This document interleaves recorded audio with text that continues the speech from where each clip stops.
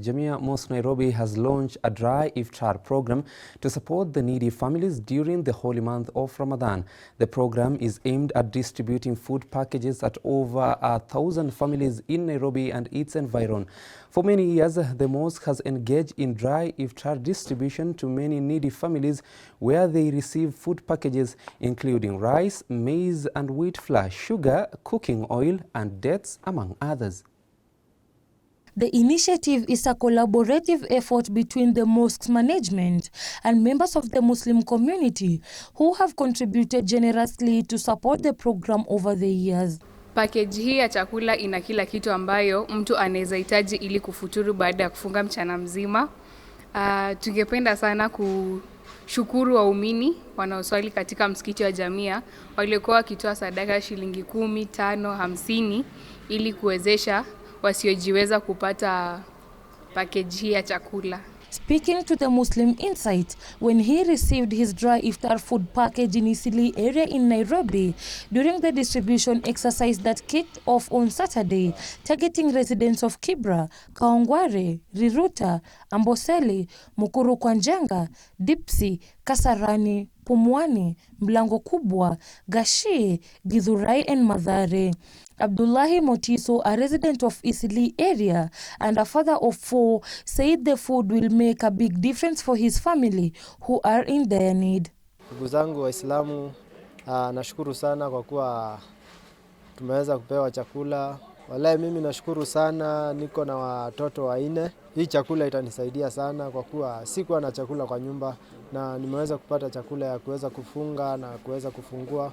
Kwa hivyo nashukuru sana. Mwenyezi Mungu azidishie sana, mweza fanya bidii sana. Nimepata chakula ya Ramadhan, itanisaidia sana. Niko na watoto 3. Hii chakula itanisaidia sana maana sasa gharama iko juu. Nashukuru sana wameniokolea. Itanisaidia muda wote wa Ramadhan. The dry iftar program that has been lauded for its impact on vulnerable people such as widows, reverts, deaf and older persons have been well received by the beneficiaries who expressed their gratitude for the support provided by the Jamia Mosque Nairobi that will see them meet their basic needs during the holy month of Ramadan. Ni kweli katika sehemu hii tumetoka mtaa huu wa Isili ni wengi hawakupata, lakini sisi wachache tu tumefanikiwa ama tumebahatika kupata. Shukrani sana wenye wametoka, wameingia kwa mfuko zao wakarudishiria. Ni kweli maskini nao wakapata. Ujumbe kwa wale ambao wametoa sadaka zao kwa mradi huu, inaombea inshallah Mwenyezi Mungu awazidishie inshallah, na inshallah muwape wengi, ni wengi ambao hawana wako mitaani inshallah. The beneficiaries have called on Muslims to help the needy by providing them with essential items that will ensure they break their fast as many continue to grapple with economic challenges and cannot afford a proper iftar meal. Chakula hii haijaweza kutosha kila mtu ambaye hawezi kupata futari. Kwa hivyo tungeweza kuwasihi waumini ambao hawajatoa sadaka waweze kutoa ili tuweze kufikia watu wengi zaidi, kwa sababu hii haijaweza kutosha kila mtu. Kwa hivyo tungependa waongeze sadaka yao. Na waomba wenye wanachangisha waendelee kuchangisha, manake kuna wengi wenye riski yao pia ni kidogo, waweze kuendelea kupata. Hali ya economy kwa wakati huu uko juu sana.